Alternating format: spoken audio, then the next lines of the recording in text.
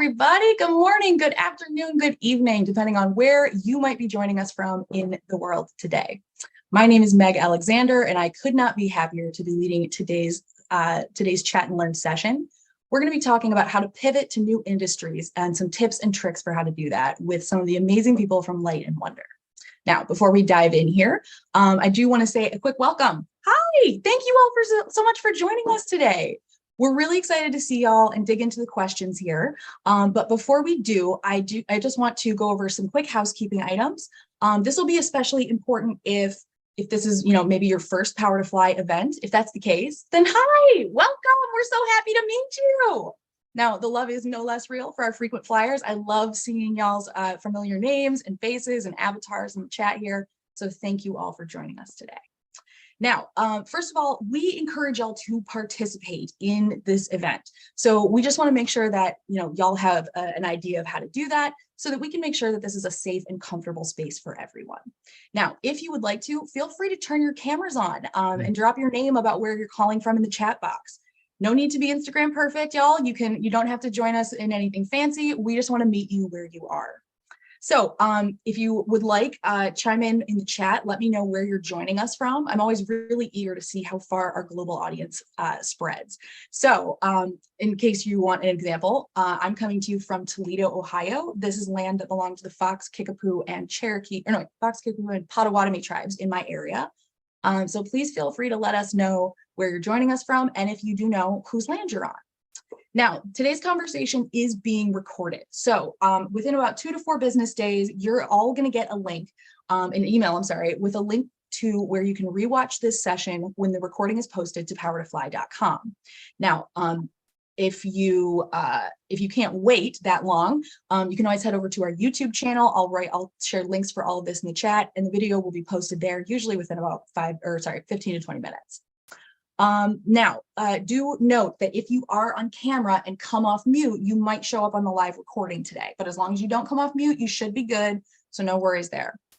Now, the other thing I want to encourage y'all to do is to send any questions you might have for the Light and Wonder team in the chat box. We're going to go through some questions that y'all asked when you registered, but if there's anything that occurs to you today, ask it in the chat. Do you want us to go in deeper on, a terminology, acronyms, an idea? Let us know in the chat.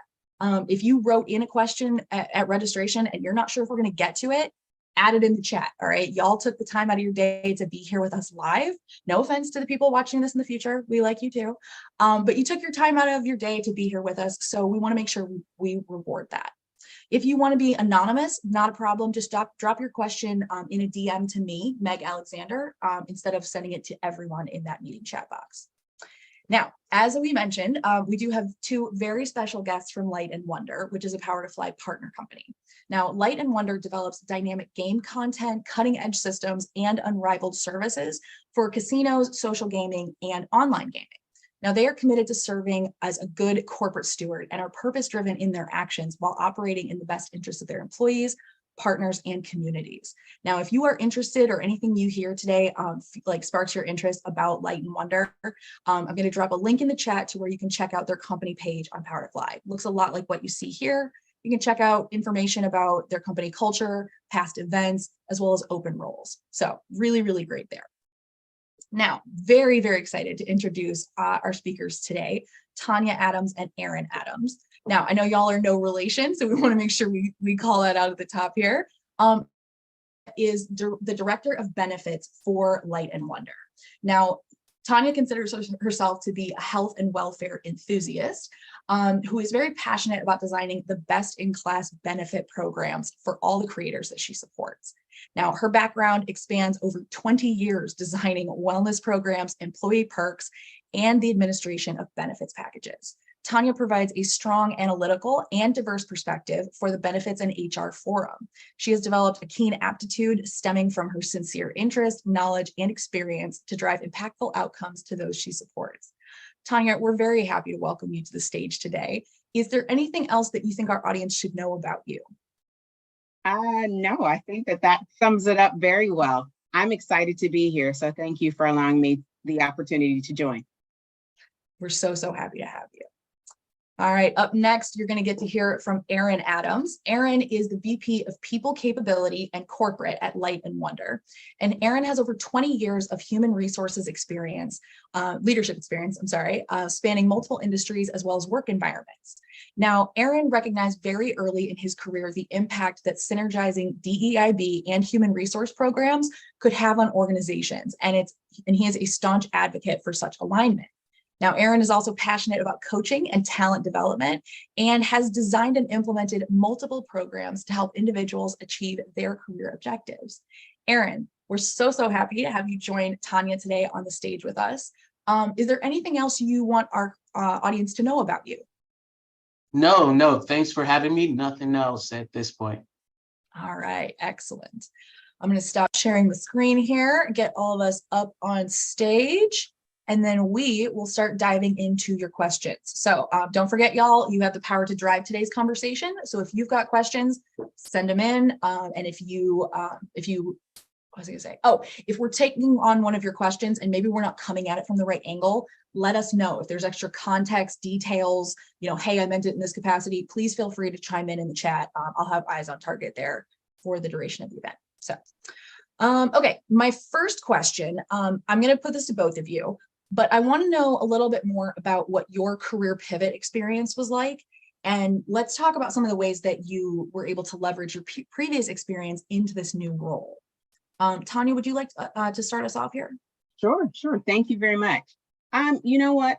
It's starting off my career. I actually started off in the military. And in the military, they assign you a job. You don't get to choose what you'd like to do. And so I started off working at a hospital. And I found that to be incredibly rewarding and very, very informative, very educational opportunity for me. So going from there, I just kind of took what I learned from the military. And once I got out of the military, I had to find a job. I had to figure out how to take that experience and turn it into something that I could do on the outside. And so one thing that I did was I started really focusing on things that I had learned in terms of healthcare, knowing about myself, how I wanted to help people. And it kind of allowed me to branch off into health insurance. So I've worked on the health insurance side. I've worked for a broker on that side. And that brings me to Light and Wonder on the employer side of health insurance. Sorry, I lose my mute button at least once a chat. Thank you so much, Tonia. Erin, how about you? What was your career pivot like, and how were your past experiences able to help you move into a new role? Yeah, no, I naturally, as I reflect on that question, one of the things that you'll often hear me say is enjoy the journey, right? Enjoy life's journey. And I started my career at a chemical manufacturing plant in Delaware, right? And so if you had told that young man 20 years ago that eventually I would be working for a gaming company based in Las Vegas, I think he would have thought that that was just a crazy prediction, right?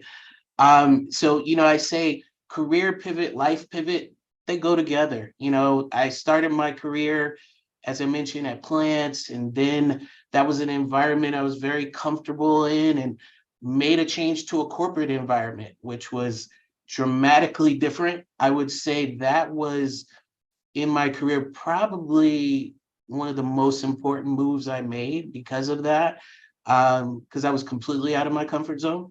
I must say, I've worked in a number of different industries, from aerospace to chemicals to distribution and now gaming. One of the things that you'll likely hear me highlight through the session is the importance of behaviors, right? And as you think about making those pivots, they're behaviors that are going to set you apart in any environment, in any industry. And you need to hone in on those and develop those and capitalize on those. This is fabulous advice. I can add nothing to this. So we'll keep moving on down our questions list. Truly, we always know to expect great stuff from the Light and Wonder people, but truly, there's nothing else I can add on top of that. Okay. Once you have decided to make a career pivot, what should be your first step? Erin, would you like to start us? Yeah, I would focus on build a compelling narrative around your why, Why are you looking to make this pivot, right? And it should never, ever be negative. Don't make it about, well, hey, I'm not happy in my job, and that's why I want to do this. That's not going to really influence someone to make a decision to hire you, essentially, in that situation.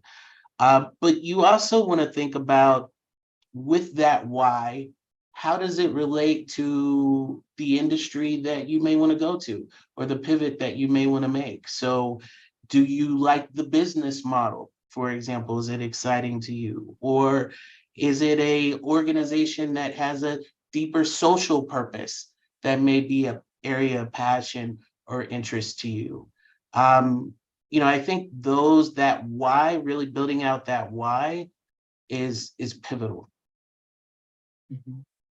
Tonia, before we go to you, we did have somebody ask in the chat if you could expand on the idea of behaviors. Would you prefer to do that now, or do you want to do that once we move to our next question? I can speak to it now. Okay. I was reflecting, and when you're making a pivot, I think there are a lot of behaviors, right, that you can focus on. But keeping the recipe simple, I would say there are 3 behaviors that you really want to highlight. Number 1, results orientation, right? So no matter what the environment is, historically, you want to be able to articulate how you've made an impact, how you've gotten results. That's transferable into any organization, and that's going to resonate. I think the other thing is your ability to work with people, right? And that comes in different forms. There's the ability to collaborate, for example, and do that effectively. But you also want to highlight, for example, your ability to communicate, your ability to influence. So really hone in on how you work with other people. Once again, that's transferable. The last piece is going to be your ability to learn. So when you think about making this pivot, you're going to be potentially in an interview, for example, with someone who wants to feel comfortable that you can, even though you haven't had the direct experience, that you can quickly learn and get up to speed. And so think about situations where that you've been in, there's been no role model, no roadmap. You have just had to learn to get through that and be effective. And you want to be able to highlight that. So those are just, as I mentioned, there are a number of behaviors, but if I was going to recommend 3 to hone in on, those would be my big 3. Excellent list. Loving this. Thank you so much. Okay, Tonia, let's go back to you. We want to talk about if you're at the start, right? You've decided that you want to make a career pivot. What should the first move be? I loved all the things that Erin said. For me, the one thing I would add is research. I think it's to successfully pivot into a new career, it's incredibly important to do a good amount of research on the career you've chosen to move into and find out what are good opportunities to network, with folks that are in the same career field that you'd like to join. Ask a bunch of questions and learn what are successful techniques and good opportunities for you to break into your new career. I mean, I think that breaking into a new career with little knowledge, just simply on the fact that, something that you like, to give an example, I think one of the most fun jobs I've ever had was working at a chocolate factory as a receptionist. It was a fun job, but it wasn't quite something that I could hang my hat on for the life of my career to, successfully be able to support my family. So I had to make a pivot and take a look at other things that were of interest to me and determine, what was a good moving point for me from there. Excellent advice. I like adding the idea of research into, like, you really do need to make sure that where you think you're going is how you're going to end up there. You should, kind of do a little bit more forward thinking about it. And actually, as we're doing this, what should people keep their eyes peeled for? Like, what are some of the challenges that pivoters are most likely to encounter? Tonia, do you want to start us? Sure. I know that, going into a new industry can be really challenging. Sometimes you can feel overloaded with new information that you're learning, and you may also incur obstacles, and things that you just simply aren't familiar with in this uncharted territory. I think sometimes meeting new colleagues within the career that you want to pivot into can be incredibly helpful. I also think that it's really important to find a balance between your level of confidence and your ability to learn about your new career. I always try to remember to extend myself grace as I ramp up into a new career or new field, because I mean, a lot of people can't just jump into a new career at the top of the ladder without requiring some type of learning effort to happen. So again, I just kind of take a step back and looking at some of the challenges. I think that you just really need to know that you're not going to learn things overnight. That sometimes things take a little bit more time. And then again, like I said, networking is pivotal. It's key to me to learn from others, you know, things that are important to know about the career that you're looking at. Okay. Erin, what do you think? Do you agree? Do you want to add on anything here? No, absolutely. I agree with Tonia, and at some point she knows I'm gonna inquire about the chocolate plant that you worked at. It's But killing me to not follow up on that. right, like you showed a lot of discipline, not digging deeper on that one. It's hard. Thank you. Thank you. The struggle is real. All right. So what do you think? So, I think candidly, the biggest challenge is going to be getting your opportunity, right?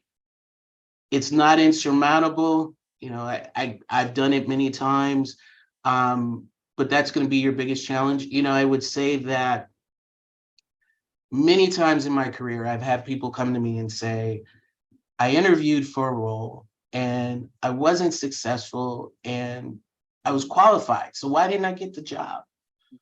And I often remind folks that being qualified is step one, right? Step two is that it's a competitive process and you have to stand out from others. And so you have to keep that in mind. And in a situation where you're making a pivot, you're likely going to be competing against others that have experience in the industry where you want to go. So it goes back to, harping on like any competitive process, investing in the preparation, recognizing what your strengths are, and in that selection process, highlighting those strengths and making sure that people come away with a full picture of what you're capable to do.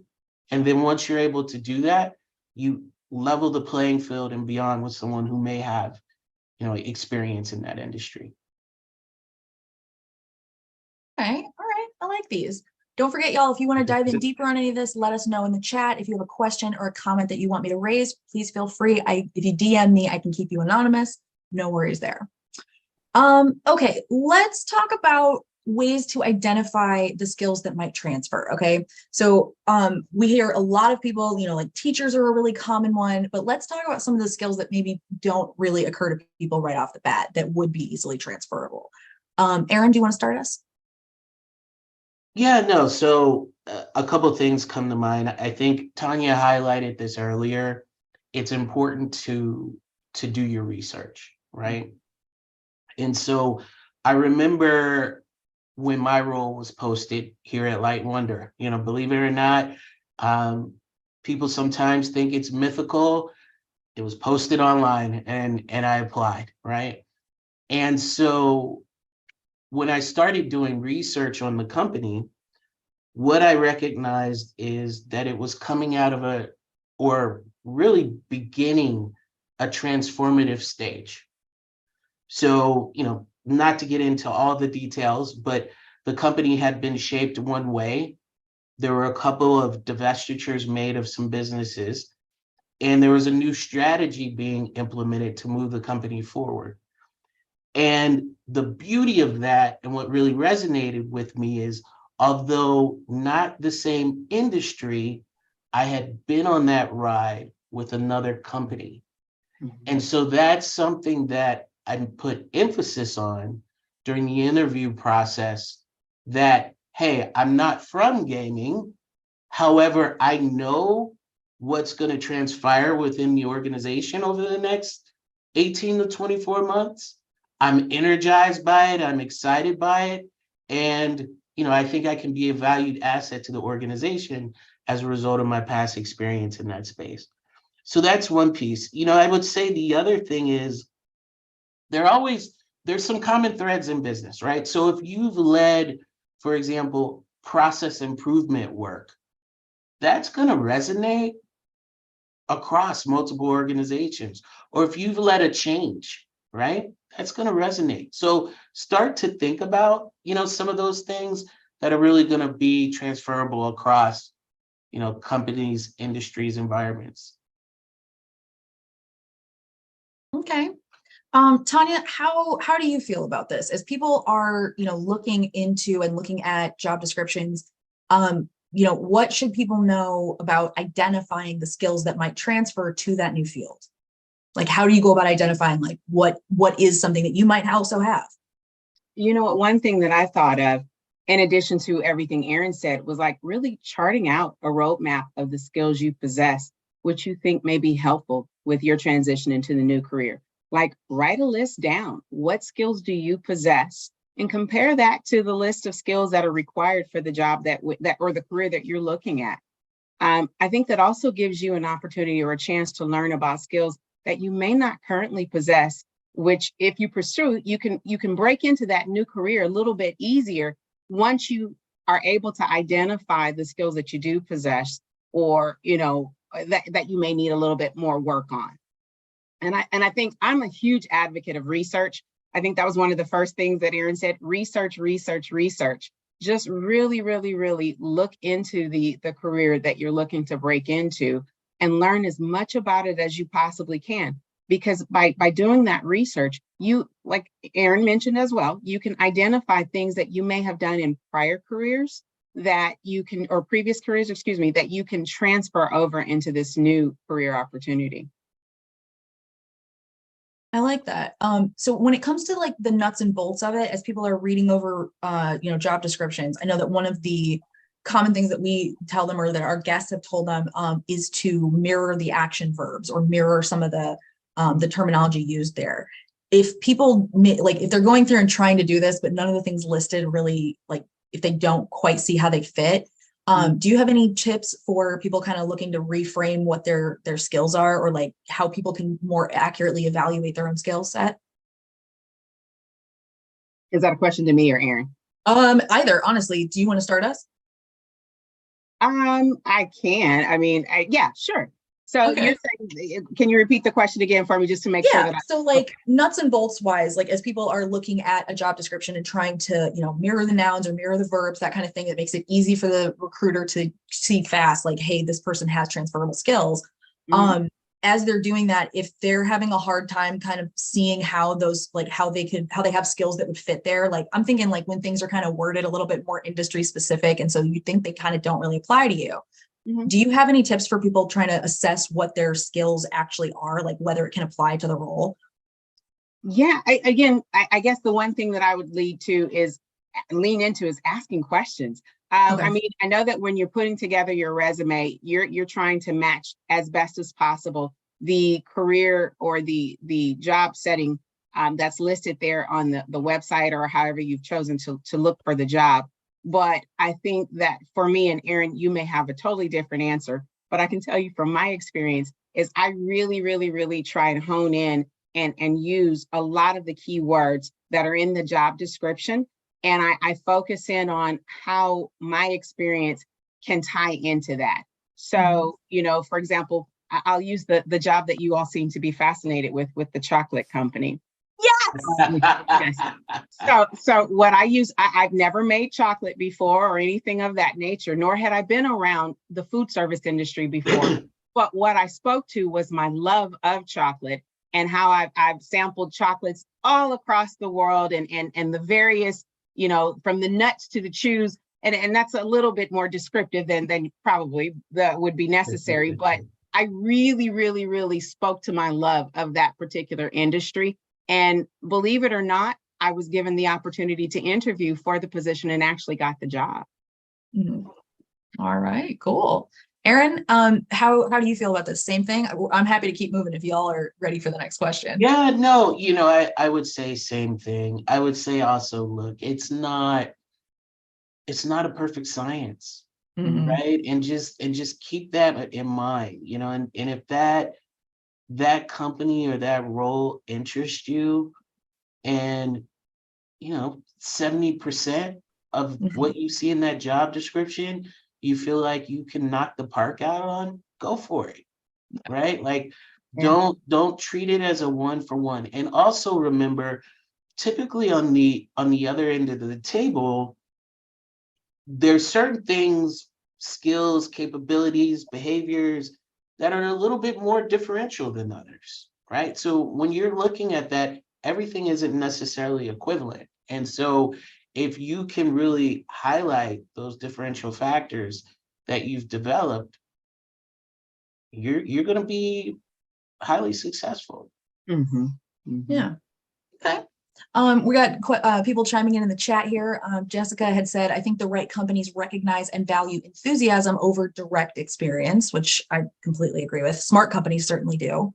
Supriya had even chimed in saying, I agree, how to ID them is for me the key challenge. And, I think that's something that we all struggle with. Quite frankly, I have taken job descriptions and put them into thesaurus.com so that I can see other words that have that same meaning. So that way I'm like, okay, well, nah, yeah, it sounds more like this one. I know what that is, encompasses. So, that's what we'll do. So I'm loving all of this advice because, it doesn't, we're not the only ones that struggle with this. Everybody does. Mhm. And if it's Okay, okay, I would love to double click please. on one of the chat comments that you just mentioned. Energy and passion Mhm. is huge, right? And it's that can raise your score. Let's put it that way, right? I So agree. Yeah. keep that in mind, right? That it's hard. It's hard to say no to someone who, right? Like, think about just Yeah. in our day-to-day life. It is hard to say no to anyone who's got a high degree energy and passion. You walk away, and a lot of times you feel guilty, right? So bring that Oh to the no, you're table. like describing my whole like ethos towards my job is like making sure everybody's like having a good time. Like, I don't guilty, y'all. This That's comes from an so true. ADHD. You should not be this peppy, okay? It's not healthy. So No, no, no, but I think that's very true. And again, not to keep bringing up my chocolate experience, but like I said, in describing, oh, I like this, or I've tasted this, or I've been, I'm just throwing this out as an example. I've not been there. Everybody calm down. But let's say if I say that I was in, Africa, and I tasted cacao there in Africa, and how that can be transformed into this very decadent chocolate, then mhm. the chocolatier that's looking to hire someone in that role, they're thinking like, wow, how interesting, how enthusiastic this person is about chocolate. And so, you Mhm. know what? That gives me the opportunity for at least a face-to-face interview or the second interview. So I think, Yeah. Erin, you hit the nail on the head when you said your level of enthusiasm and coming across and speaking to whatever role that you're applying for.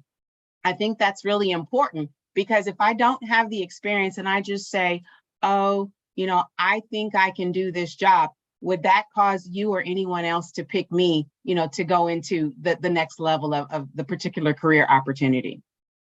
And that's a great point. I'm actually glad you came back to that example, right? Because sometimes in this process, we also want to look through or think about it through the lens of the person on the other end, Mhm. right? And Mhm. so probably on a small scale, Tonia, you were thinking, I really want this job. Yes, I love chocolate, but you were just thinking about the roles and responsibilities of that job. Mhm. Mhm. What that individual who interviewed you, they were also thinking probably deeper. Wow, for this role, when someone walks into this facility, Tanya is going to be potentially the first face that they see. And she's got all this passion around chocolate that is going to resonate very positively on anyone who walks in here, right? So it's just another example of that energy, that passion. Think about it from the other perspective, the other lens, and communicate that as far as your value add. No, I think this is absolutely fabulous and really does go to show, kind of how much what we talk about as soft skills really are important, right? Like, communication skills and that kind of thing. One thing I do want to flag for y'all, if you are not a manic technicolor glitter squirrel, You don't have to be like outwardly doing this, right? You can express that passion or that enthusiasm via curiosity, via the questions you ask, via the depth at which you're able to talk about this. So research is not just like to fuel the like, I love this thing. Like nobody's expecting you to be a cheerleader, y'all. Like those of us who are a bit annoying and we know it. So, you can express that passion and that enthusiasm without having to go full rah, rah, rah. Like, there are ways to do this. It's not limited to extroverts or people that, love show off time. So I like this. Okay. That's a great point. I love good questions at the end of an interview, right? And you're Yeah. absolutely right. It's a different way to show passion. Yeah. Okay. One of the things, we got a lot of questions in this area, and I want to tie it into something that was asked in the chat here. When we're looking at pivoting, how do we help determine what skills are necessary before pivoting and what you could learn on the job? And the lens that I want to try and put on this, somebody had written in saying, as women, we've been told that we don't need to meet 100% of the job description and do what men usually do, which is apply if you have 60% of the job description, skills listed. Does that still apply for us when we want to go into a different industry?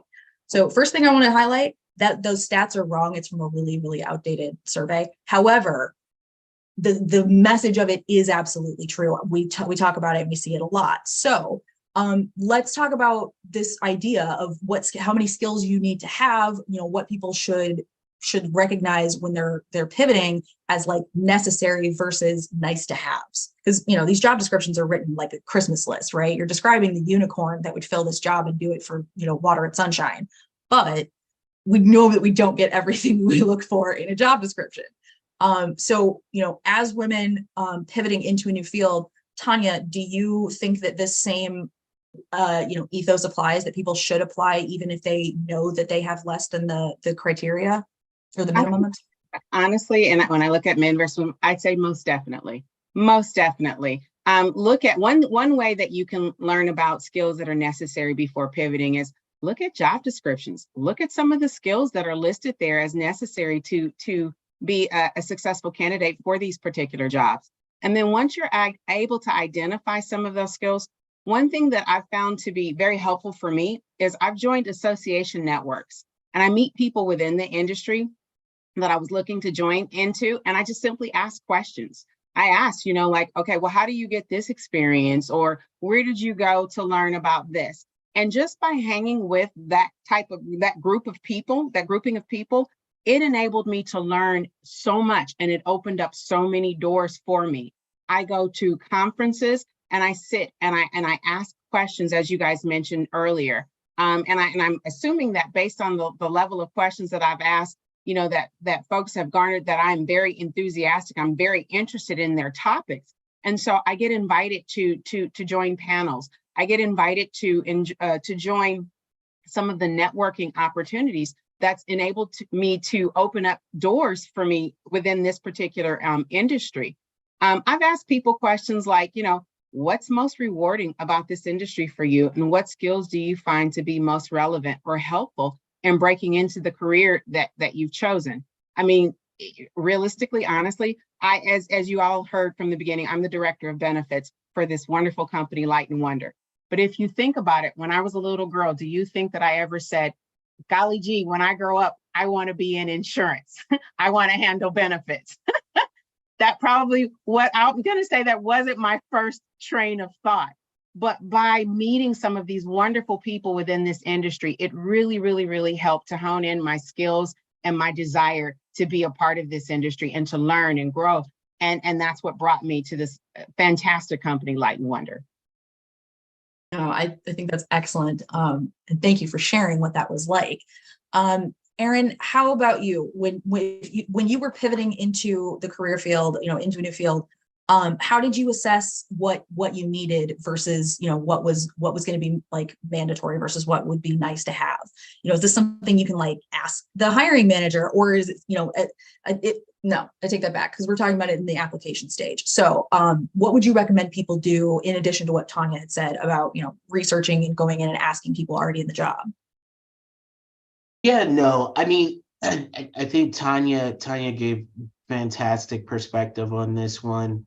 I will say sometimes there are roles where the technical skills required may be a little bit heavier, than the skills we currently have, and that can make it. I mean, if a job requires, if it's an engineering role that requires 10 years of in-depth engineering experience, that can be hard for us, right, to replicate. So I do think as we go through our sift of roles that, we could potentially do, roles that we can't, those technical skills can help us, really hone in on, what we can really be successful at. The other thing I want to highlight in this conversation, a great place to explore can be career fairs. Mm.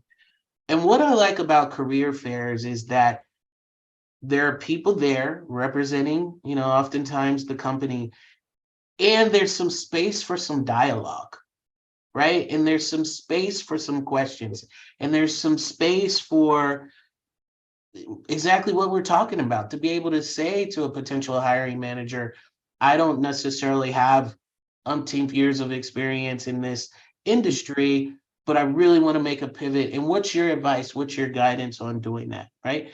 And keep in mind that companies are at career fairs looking for talent. That's why they're there. And they're looking to find talent however they can. So, that's another additive piece to the research element that I would throw into the mix. Okay, I like this.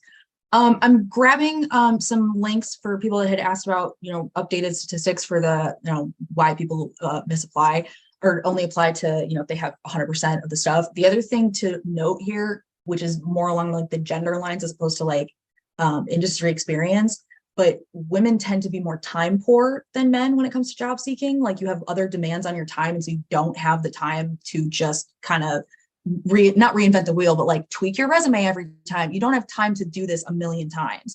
So I think that's also something we should think about, is like when you're setting aside the time for this, set aside the time you need. And I know that's hard with, kid commitments and partners and, all the kind of stuff demands we have on our time, but don't discredit and don't think poorly, because, it takes time to do this and nobody really enjoys it. That's why there's not an extreme sports version of this. Nobody's televised like a competition for applying to jobs, because nobody really likes it. So it's okay.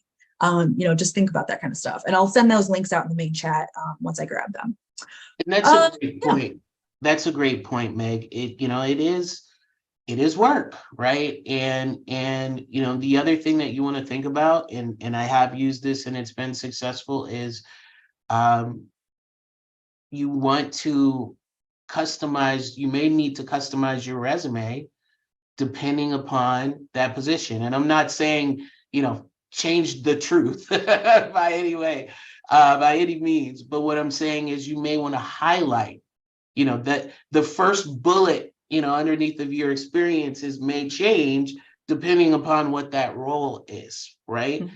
Recognizing too that you only have so much space on a resume. So you really want to think about, if there are 5 career experiences, for each position, what do I want that potential recruiter, that hiring manager to see first? Mm-hmm. That's really going to jump out at them. Yeah. But that's work, right? And so you just have to prepare yourself, but I can tell you it can be highly effective. Yeah. Okay. I'm sending the link that I could find for y'all. I know that I found the link to the full study, like their publication before. I can't get back there, but this one also has a bunch of links, like resources linked as well. So we'll put that in the chat for y'all. Okay, Erin, I'm going to go to you next for this question.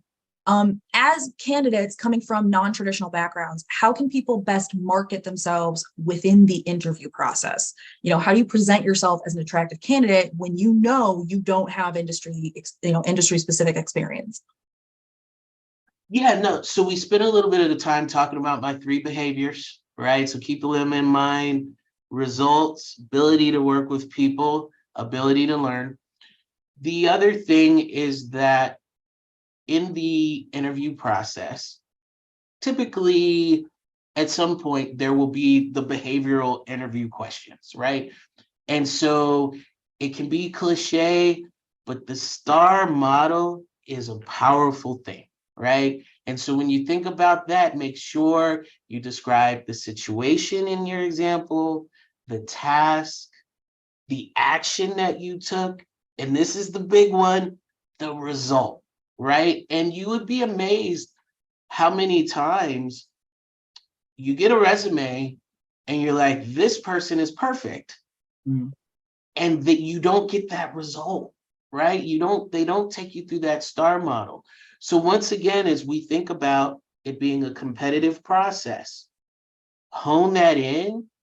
And if you can nail that consistently, it will resonate in the interview. Okay. Just hold on. I had a brain fart for a minute. It's gone now. Okay. So we want to talk about the interview questions and the ways that you can respond to them. But let's talk, if you're in the interview, how do you recommend people handle it if there's an interview question asked that they do not know the answer to, but you're trying to make that case for yourself, and they're just not industry specific? Do you recommend that people try and liken them to something within the industry, or should they just focus maybe on the story that they're telling? Yeah, no, I mean, I think that's a great question. That's a tough one, and we've all been there, right? I think that you do in the least try to liken your experience to the industry experience as best as you can. I think also it's okay. It's okay to have some humility, and be a little bit vulnerable at times in an interview as well, right? I'd rather someone demonstrate that and a level of self-awareness than to try to finesse me through the question, right?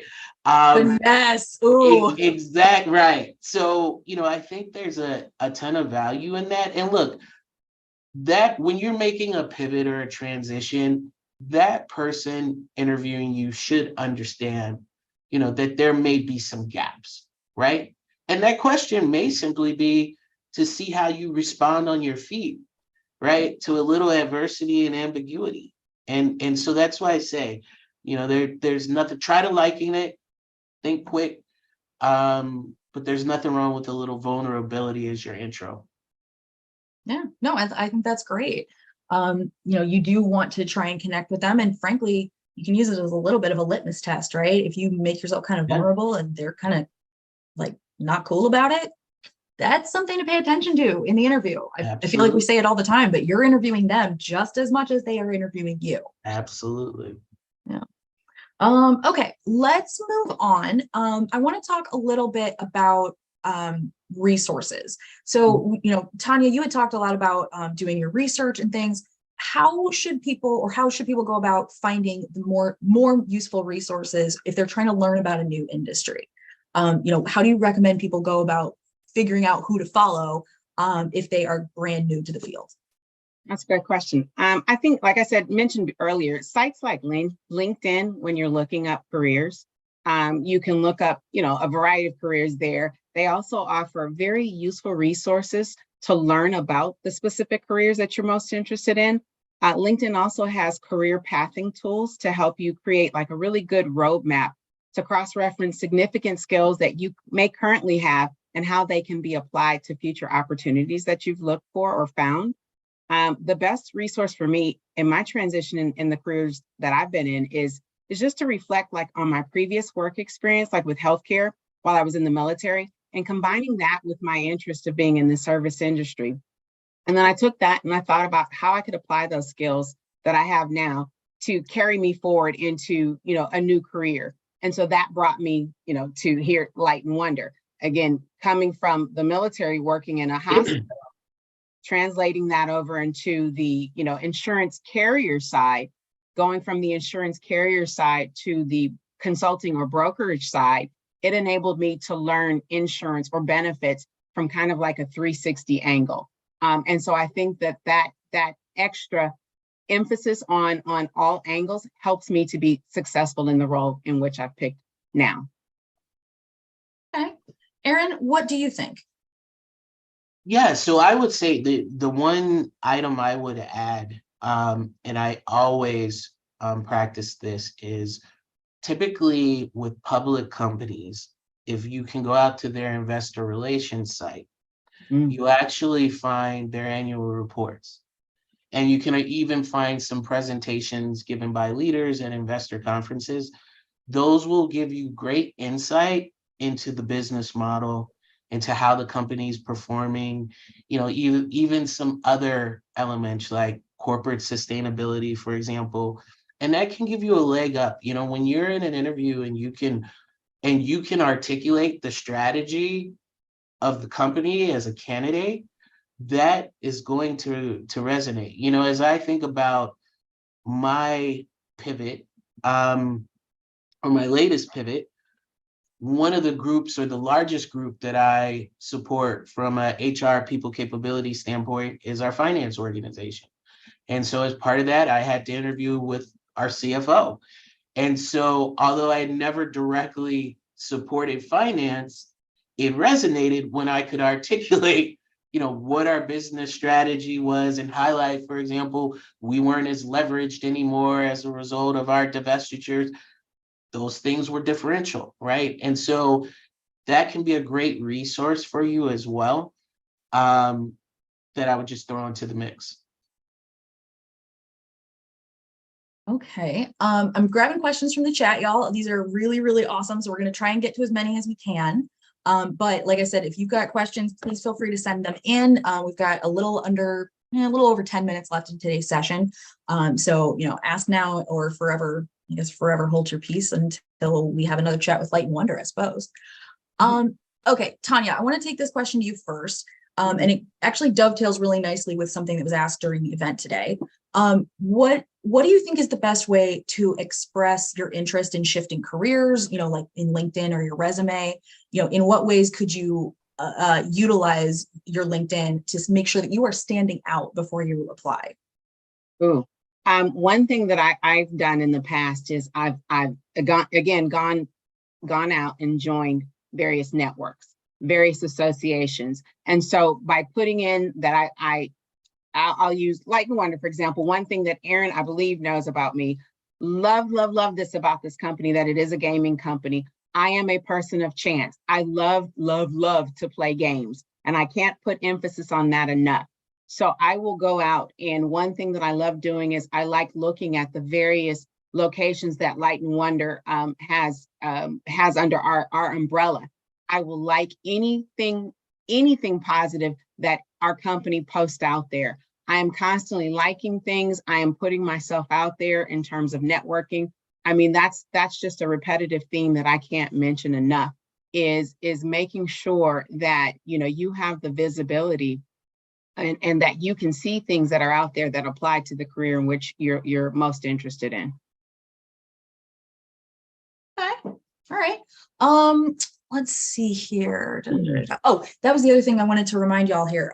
As we're talking about, these different pieces, right? Like your resume, your LinkedIn profile, your cover letter, all these kinds of things. I don't know if this was ever specified for literally anybody but me, but like, I didn't learn this until I was with Powerfly in recruiting. Those different pieces all serve different functions. So it's okay if your cover letter doesn't regurgitate everything that's in your resume, because you don't want it to. All right. So think about it this way. Your LinkedIn is a little bit like the movie poster, a little bit. It's, if people see your application, that's more like your trailer kind of thing. If they go through a cover letter, that's a little bit more of a teaser trailer, or sorry, the like extended cut kind of thing. So that way you can explain some of the jumps that you made, or how some of the things that might not seem initially applicable to their job actually do relate, and blah, blah. So you cover all those things there. And then the interview is like buying a ticket to your movie, right? So what you're trying to do is communicate really quickly and make those breadcrumbs. I'm talking like, don't just leave breadcrumbs, a loaf of bread every 3 inches.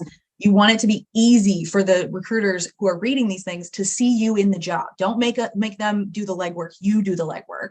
Show, don't tell. And then don't forget that as you're going through and doing this, STAR method is huge, but don't just have your resume be a bunch of duties. Talk about the things you accomplished. Try and point to like accomplishments or achievements within, or stats like, hey, I increased productivity by this, such and such percent. You want to create things in your resume that a recruiter is like, oh, I want to know how they did that. So short list, y'all, of the stuff that I've picked up over 4 years. Okay, we have less than 10 minutes left. And that's a great point, Meg. I love in an interview, I love numbers, right? I love metrics that you achieved. And taking it a step back, keep a log, right? Like your career is a long journey. When you have these achievements, when you have year over year results in a role, keep a log of that and make sure that when you go into that future interview, you can highlight that as an example. I agree with that, Erin. Don't be afraid to tout all of your successful experiences. It's really important. Not only do you know these things, but when interviewing for a particular role or opportunity, I think that it's really helpful to let them know, all of the successes that you've had. Absolutely. We did get a question from somebody asking if doing stuff on LinkedIn would make it obvious to current employers that are in your LinkedIn network. I will point out Power to Fly profiles are not subject to this. So if you want to, you can absolutely make that your like, hey, I'm pivoting profile, because they're only viewable by Power to Fly admins and the companies that are hiring through us. So just putting that out there for you. What do you recommend? Do you think that updating LinkedIn, like, should people consider this possibility that, your current employer could be looking at this and see that you're angling for change?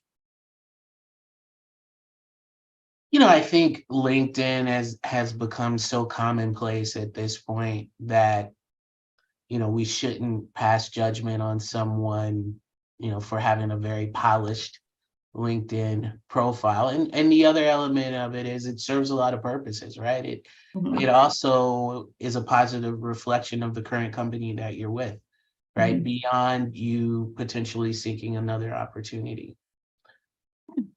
Okay. All right. Next question I want to try and get to. Okay. One of the ones we got is people asking about how to pivot without taking a pay cut. Now, I know we've only got like 7 minutes left. So I want to know if you have maybe like a 2-sentence explainer. Erin, you're going first. I know the faces you're making are excellent. That one is tough. That one is tough because I have to be open. I've pivoted and have taken a pay cut. Same.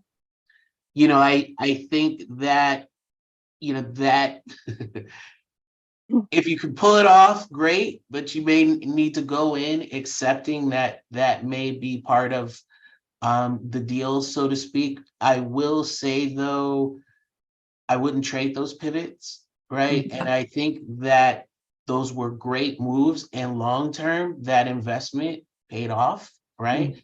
As Which far is kind as of a gamble we're going to have to take at some point. Yeah. It's a gamble you may have to take. Unfortunately, we reach a certain level, and kind of moving laterally to make a pivot, you may not be able to replicate your salary. So unfortunately, I don't have a magic answer for that one. One of the ones we've heard before is to look around at look around your company and see if there's ways to start training in the area you're interested in, or like sit in there, because that way you're still working your same job, but getting some experience or getting some like exposure at minimum to the industry you think you might want to pivot into. So just a heads up there, just a quick prompt. Tonia, did you have anything? No, because I was thinking about that and I was trying to formulate a response. And my thought process is, here in California, I don't know if that's the same everywhere, but they actually post, or they're required to post what the salaries are. And so prior to you jumping into an interview and taking up your time as well as the interviewer's time, you can actually see what the salary range would be. Now, that doesn't necessarily mean that you would get top of the scale of that salary, but you'd have to go in mind with, like what Erin said, with an idea of sometimes you may have to take a couple steps back before you can move forward. I think that that's really important to recognize that. And in kind of thinking about it a little bit, things that I've done in my prior career, if I have had to take a step back, is I will kind of map things out for myself. I'll give myself a time period to kind of jump into a job and learn the job. Once I've learned the job, then I have a projection for myself of where I see my next move, in terms of not only the job, but possibly the potential salary as well, but constantly growing, constantly moving within the same company, but moving to really expand upon my knowledge and my roles and responsibilities. The one is, as I think about that one a little bit more too, I would think about pivots in two ways, right? So there may be the pivot where today you're a senior manager in an org and you pivot and you're a manager, and there may be, a pay differential that comes along with that, right? But what I would stress is if you're a senior manager and you're able to make a pivot, to a different industry or organization and still be a senior manager, don't let that organization say, well, because you don't have as much experience in this industry, you shouldn't be paid up to a certain standard. Your worth is your worth, right? And I do think as you negotiate there, you should make sure that, you're getting paid commensurate. Okay. All right, we have 3 minutes left. I want to make sure that we touch a little bit more on Light and Wonder. These are some questions that we had asked Aaron and Tonia prior to today. The one I want to go into is your top tip for someone who's interviewing. Is this Light and Wonder specific, or would you apply this no matter where people are interviewing? Tonia, would you want to go first? Your top tip for interviewing? Yeah. Well, the answer, sorry, the answer y'all had shared was results are important in our culture. So as you share your accomplishments, make sure to also highlight the impact. Yeah. In fairness to Tonia, I wrote that in. So she's. I know. Oh, did you? Like, okay. You were like looking at it. I was like, I thought I was sharing the screen and they can see. Oh, okay. No, you're good. You're good. All right, Aaron. So lead off on this then. How have you seen people do this effectively? How did you do it in your interview? How do you recommend people do this? Yeah, no, I mean, it goes back to kind of the culmination of everything that we've been talking about today, and specific to our culture, what I like to highlight, and you see that Tonia mentioned they're eclectic. I think we're a fun culture. I mean, we make games. There's got to be an element of fun in what we do, but it's also important to get results, right? Not also, it is. And so, as you think about the interviewing process here, really make sure to highlight what your impact has been, what the results are you've demonstrated, what obstacles you may have overcome to get there, right? We're building something here, and I think we're building something great. And we want people with that grit and that resiliency to get it done. So I would just kind of, take a moment to think about that. Yeah, I like that. Okay. Now I do want to, in our last minute here, I do want to extend our thanks to Aaron and Tonia, as well as to Light and Wonder for, lending you to us for the afternoon. Thank you both for sharing your time and your expertise today, as well as for all of the time and prep that went into today's session. We really, really appreciate it. And it's been wonderful to get a chance to learn from both of you for the last hour. So thank you so much. Oh, thank you for the opportunity. It's been great. Definitely. Thank you so much. I hope we get to do this again soon. All right, to our attendees today, thank you so much for joining us. It really means the world that you chose to spend time with Power to Fly and Light and Wonder. We know you have a ton of options when it comes to networking and stuff like this, so thank you so much for joining us. But also, pat yourselves on the back. Y'all took an hour out of your day to do something for yourselves and your career. That is not easy, especially lately. So please, whether you're a little treat person or a pat on the back or, a cookie or a gold star, make sure that y'all congratulate yourselves for what you're doing for yourself today. That's going to be us wrapped for the day, but thank you again so much for coming. If this was your first Power to Fly event, I really hope it will not be your last. If you're one of our frequent flyers, I cannot wait to see you on our next upcoming virtual event.